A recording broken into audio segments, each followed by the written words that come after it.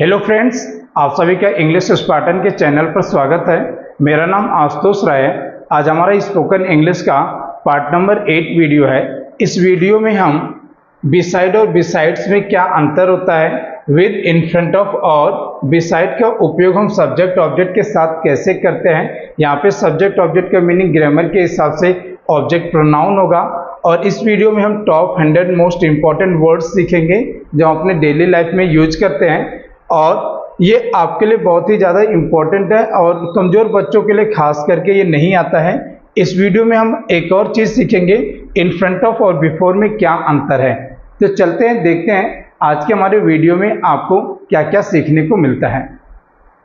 आज का जो हमारा पहला वर्ड है वो क्या है, विद है। और विद का मीनिंग क्या होता है, के साथ। विद मी का मीनिंग क्या हो जाएगा, मेरे साथ। विद अस का मीनिंग क्या हो जाएगा, हमारे साथ। विद यू का मीनिंग क्या हो जाएगा, तुम्हारे या तो आपके साथ। और विद देम का मीनिंग हो जाएगा उनके या उन लोगों के साथ। विद हिम का मीनिंग हो जाएगा उसके या उनके साथ। और विद हर, इसका मीनिंग हो जाएगा उसके या तो उनके साथ। अब यहाँ पे ये जो मी लिखा है, अस लिखा है, यू लिखा है, देम लिखा है, हिम लिखा है और हर लिखा है, इसको हम ऑब्जेक्ट प्रोनाउन भी कहते हैं। और मैंने वहाँ पे थंबनेल पे लिखा था सब्जेक्ट ऑब्जेक्ट, इसे हम सब्जेक्ट ऑब्जेक्ट या ऑब्जेक्ट प्रोनाउन भी कहते हैं। अगर जो आपको इनके मीनिंग पता चल गया तो आप क्या कर सकते हैं, विद के साथ में और भी सारे वर्ड्स बना सकते हैं। और अब हम इनके ऊपर कुछ एग्जाम्पल्स बनाते हैं। आपका पहला एग्जाम्पल है, वह मेरे साथ है। वह का मीनिंग क्या हो जाएगा आपका, ही। और ही के साथ में हम क्या लगाएंगे, इज। और मेरे साथ का मीनिंग आपने पीछे सीखा क्या होता है, विद मी। तो वह मेरे साथ है, ही इज विद मी। तुम का क्या मीनिंग होता है, यू के साथ में हम क्या यूज करेंगे, इजएमआर में से क्या यूज करेंगे, आर। और हमारे साथ का क्या मीनिंग होता है, विद अस। तो तुम हमारे साथ हो, यू आर विद अस। मैं का मीनिंग क्या होता है, आई के साथ में हम क्या लगाएंगे, एम। और आपके साथ का मीनिंग क्या हो जाएगा, विद। और यू, विद यू मतलब क्या हो गया, आपके साथ। तो मैं आपके साथ हूं, क्या हो जाएगा, आई एम विद यू। वह उन लोगों के साथ है, वह का मीनिंग क्या हो जाएगा, ही। और ही के साथ में हम क्या लगाएंगे, इज। उन लोगों के साथ, इसका क्या मीनिंग पीछे बताया गया आपको, विद देम। तो यहां पे आपका क्या हो गया, ही इज विद देम, हम उसके साथ हैं। तो हम का मीनिंग क्या हो जाएगा हमारा, वी। और वी के साथ हम इजएमआर में से क्या लगाएंगे, आर लगाएंगे, उसके साथ का मीनिंग आपका क्या हो जाएगा, विद हिम या तो हर। और वे उसके साथ हैं, वे का मीनिंग क्या हो जाएगा आपका, दे। और दे के साथ में क्या लगाएंगे, आर। और यहां पे लिखेंगे विद हिम या हर। अगर हम एक लड़की की बात करते हैं तो हर लगाते हैं, और लड़के की बात करते हैं तो हम हिम लगाते हैं। तो आपने देखा कि मैंने विद के ऊपर कुछ एग्जाम्पल्स बनाया। इसी तरीके से आप बहुत सारे एग्जाम्पल्स और बहुत सारे वर्ड मीनिंग्स बना सकते हैं, जैसा कि मैंने आपको पीछे सिखाया। बात करते हैं इन फ्रंट ऑफ का। इन फ्रंट ऑफ का मीनिंग होता है के सामने। इन फ्रंट ऑफ मी का मीनिंग क्या हो जाएगा, मेरे सामने। इन फ्रंट ऑफ अस का मीनिंग होता है हमारे सामने। इन फ्रंट ऑफ यू का मीनिंग क्या होता है, तुम्हारे या तो आपके सामने। इन फ्रंट ऑफ देम, इसका मीनिंग होता है उनके या तो उन लोगों के सामने। इन फ्रंट ऑफ हिम का मीनिंग होता है उसके या उनके सामने। और इन फ्रंट ऑफ हर, इसका मीनिंग होता है उसके या उनके सामने। इन फ्रंट ऑफ हिम का उपयोग हम एक मेल के लिए करेंगे, इन फ्रंट ऑफ हर का उपयोग एक फीमेल के लिए, और इन फ्रंट ऑफ देम का उपयोग हम एक से अधिक के लिए करेंगे। के सामने का वैसे दो मीनिंग होता है, केवल इन फ्रंट ऑफ नहीं होता है, इन फ्रंट ऑफ और बिफोर दो मीनिंग होता है। तो सबसे पहले हम चलते हैं उसमें डिफरेंस समझते हैं कि इन फ्रंट ऑफ में और बिफोर में क्या अंतर होता है।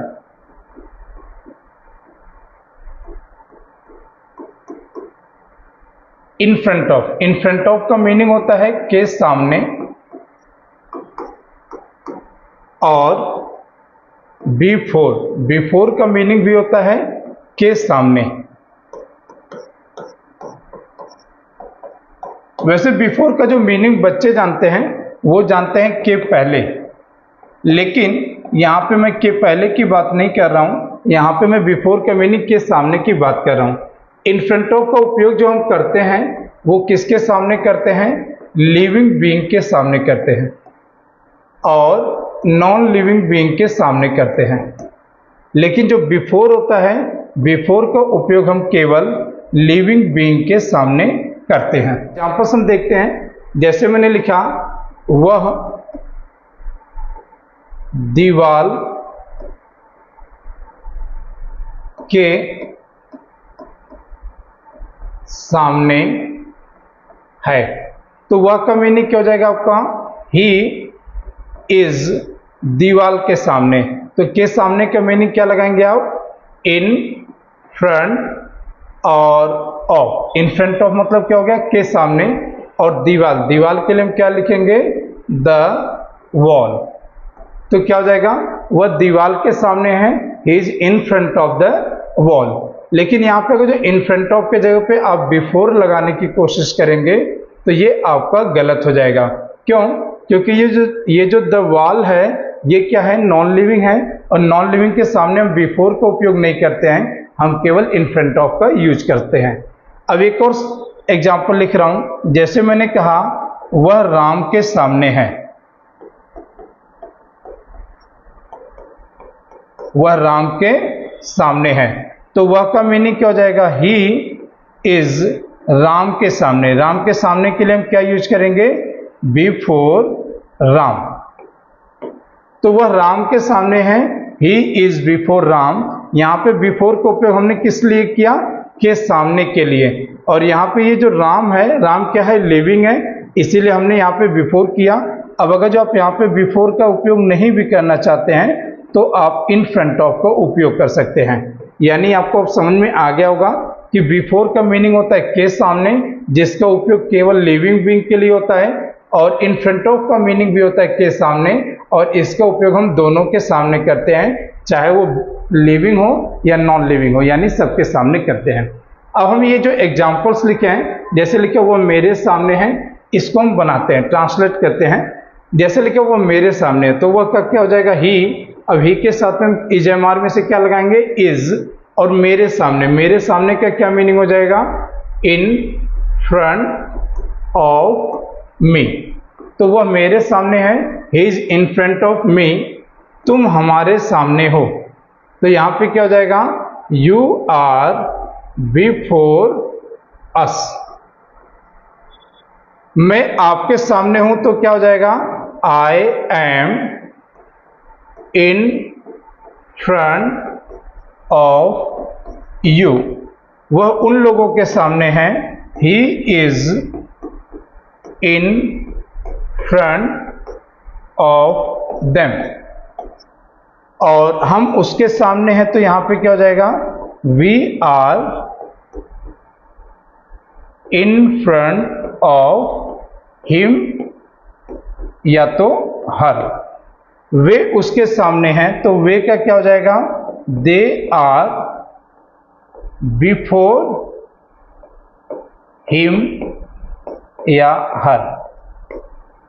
अब आपको समझ में आ गया होगा इन फ्रंट ऑफ और बिफोर में क्या अंतर है, और आप इन फ्रंट ऑफ या बिफोर के साथ में एग्जाम्पल्स कैसे बनाएंगे।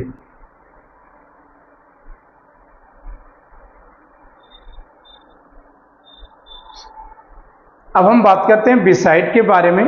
बिसाइड और बिसाइड्स में क्या अंतर है? सबसे पहले हम बिसाइड को सीखते हैं, फिर उसके बाद हम बिसाइड के साथ में बिसाइड्स और एक्सेप्ट के बारे में बात करेंगे। यहाँ पे लिखा है बिसाइड, और बिसाइड का मीनिंग होता है के बगल में या तो पास में। जैसे लिखा है बिसाइड मी, तो बिसाइड मी का मतलब क्या हो गया? मेरे बगल में या तो पास में। बिसाइड अस, बिसाइड अस का मीनिंग हो गया हमारे बगल में या तो हमारे पास में। बिसाइड यू, और बिसाइड यू का मीनिंग हो गया तुम्हारे बगल में या तो आपके बगल में या तो आपके पास में। बिसाइड देम, इसका मीनिंग होता है उनके या उन लोगों के बगल में या तो पास में। और बिसाइड हिम का मीनिंग होता है उसके या उनके बगल में या तो पास में। और बिसाइड हर का मीनिंग होता है उसके या उनके बगल में या तो पास में। जब हम हर लगाएंगे तो हर किसके साथ लगाते हैं? फीमेल के साथ में, और हिम किसके साथ लगाते हैं, मेल के साथ में, और देम किसके साथ लगाएंगे, एक से अधिक के लिए। अब हम इनके ऊपर कुछ एग्जांपल्स देखते हैं और उनको ट्रांसलेट करते हैं। अब यहाँ पे जैसे लिखा हुआ मेरे बगल में है, तो वह का मीनिंग क्या हो जाएगा आपका, ही इज, और मेरे बगल में, तो मेरे बगल में के लिए हम क्या यूज करेंगे, बिसाइड मी। तुम हमारे बगल में हो, तो तुम का क्या हो जाएगा, यू आर, और हमारे बगल में के लिए क्या लिखेंगे हम, बिसाइड अस। मैं आपके बगल में हूं, तो आप क्या लिखोगे, आई एम बिसाइड यू। वह उन लोगों के पास में है, तो आप क्या लिखोगे, ही इज बिसाइड देम। और हम उसके बगल में हैं, तो हम यहां पे क्या लिखेंगे, वी आर बिसाइड हिम या हर। वे उसके बगल में हैं, तो हम यहां पे क्या लिखेंगे, दे आर बिसाइड हिम या हर। तो आप इस तरह से बहुत सारे सेंटेंस बना सकते हैं। जब भी बगल में की बात हो तो आप क्या लगा देंगे, बिसाइड।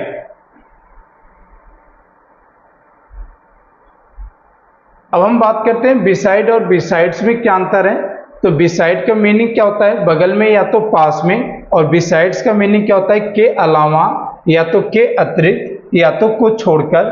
और यहाँ पे एक और वर्ड लिखा है एक्सेप्ट, इसे एक्सेप्ट भी पढ़ सकते हैं, या तो इसे पढ़ सकते हैं एक्सेप्ट। एक्सेप्ट का मतलब तो को छोड़कर या के अतिरिक्त। बहुत सारे बच्चों को इसमें डाउट होता है बिसाइड और बिसाइड्स में क्या डिफरेंस है, और बिसाइड्स और एक्सेप्ट में क्या डिफरेंस है। तो अभी मैं आपको बताने चल रहा हूं बिसाइड और बिसाइड्स में क्या डिफरेंस है। बहुत सारे बच्चे समझते हैं कि बिसाइड का प्लूरल बिसाइड्स होता है, लेकिन ये गलत है। बिसाइड का प्लूरल बिसाइड्स नहीं होता है। बिसाइड एक अलग प्रेपोजिशन है और बिसाइड्स एक अलग प्रेपोजिशन है। बिसाइड का मीनिंग होता है बगल में या पास में। बिसाइड के लिए जो सब्स्टिट्यूट वर्ड्स हैं वो है adjacent, next to, by the side of और अलोंग साइड।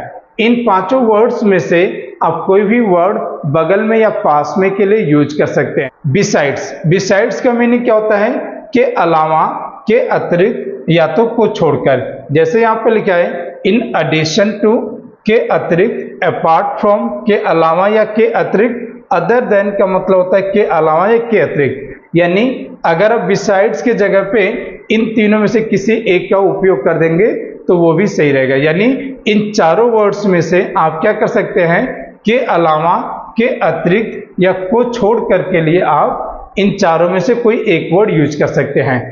एक्सेप्ट, एक्सेप्ट का मतलब होता है को छोड़कर या तो के अतिरिक्त। अब यहाँ पे बच्चों को डाउट किया जाता है कि एक्सेप्ट मतलब भी होता है को छोड़कर, और बिसाइड्स मतलब भी होता है को छोड़कर। एक्सेप्ट मतलब भी होता है के अतिरिक्त, और बिसाइड्स मतलब भी होता है के अतिरिक्त। तो अभी आपका ये डाउट यहाँ से क्लियर नहीं होगा जब तक आप एग्जाम्पल्स नहीं देखेंगे। लेकिन एक चीज आपको यहाँ पे केवल इतना समझ लेना है, बिसाइड्स का जब भी हम उपयोग करते हैं तो वो इंक्लूड करता है, और एक्सेप्ट का जब भी हम उपयोग करते हैं तो ये एक्सक्लूड करता है। बस इतना ही डिफरेंस है, और वो एग्जाम्पल्स में आपको दिख जाएगा। यहाँ पे आपका पहला एग्जाम्पल लिखा है, वह हमेशा मेरे बगल में बैठती है। तो ये जो एग्जाम्पल है बगल में, ये बिसाइड का है। जैसे मैंने लिखा वो हमेशा मेरे बगल में बैठती है, तो हम क्या बोलेंगे, she always sits beside me. बहुत सारे बच्चे सीट का मतलब ये समझ लेते हैं सीट, तो ये सीट मतलब होता है सीट, और इसका उपयोग नहीं करेंगे। बैठने के लिए हम SIT का उपयोग करते हैं, न कि SEAT का। तुम उसके बगल में हो, तो तुम का मीनिंग क्या हो जाएगा, यू, और यू के साथ में क्या गया, आर, और उसके बगल में। अब यहाँ पे हिंदी सेंटेंस में तो कंफर्म नहीं हो रहा है कि ये लड़का है कि लड़की है, तो यहाँ पे आप चाहें तो हिम या हर में से कोई भी लगा सकते हैं।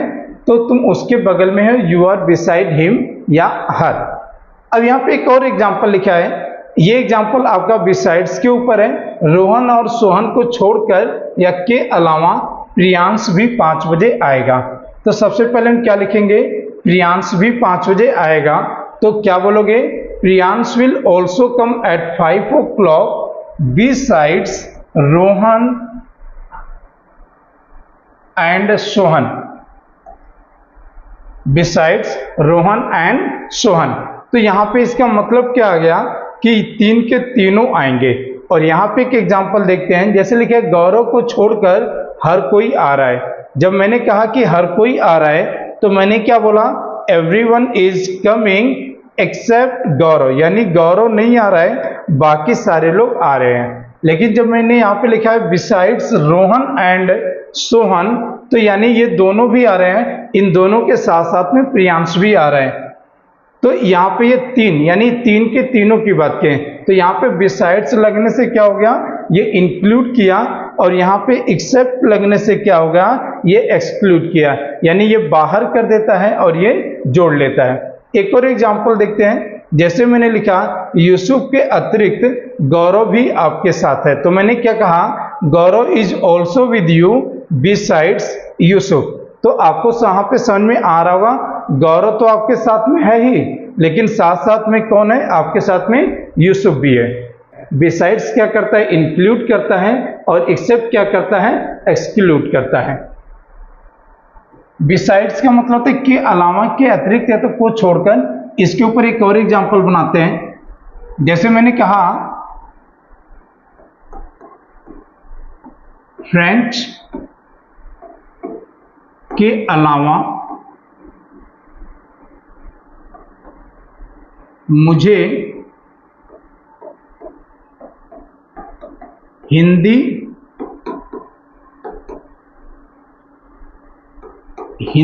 और इंग्लिश आती है। तो इस सेंटेंस से जब आप देखेंगे तो मैं क्या कर रहा हूं, फ्रेंच के अलावा यानी फ्रेंच को छोड़कर या तो फ्रेंच के अतिरिक्त मुझे क्या आती है, मुझे हिंदी और इंग्लिश आती है। अब यहाँ पे आती का मीनिंग कम नहीं होता है, यहाँ पे आती का मीनिंग क्या हो जाएगा, नो।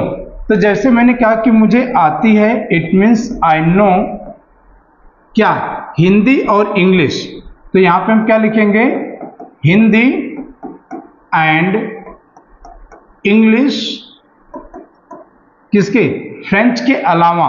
तो यहां पे हम क्या यूज कर देंगे, बिसाइड्स फ्रेंच। तो इसका मतलब क्या हुआ कि मेरे को तीन लैंग्वेज आता है, वो कौन कौन सा आता है, हिंदी, इंग्लिश और फ्रेंच। लेकिन अगर मैं ऐसा बोल देता हूं इंग्लिश में कि I know Hindi and English except French, तो इसका मीनिंग क्या हो गया, फ्रेंच के अलावा मुझे हिंदी और इंग्लिश आती है, यानी मुझे फ्रेंच नहीं आती है। तो यहां पे आपका एक्सेप्ट का उपयोग कब करोगे, जब किसी चीज को आपको क्या करना है, एक्सक्लूड करना है और इंक्लूड करना है, तो आप क्या करेंगे, बिसाइड्स का यूज करेंगे। एक्सक्लूड करना है तो एक्सेप्ट का यूज, और इंक्लूड करना है तो आप क्या करेंगे, बिसाइड्स का यूज करेंगे।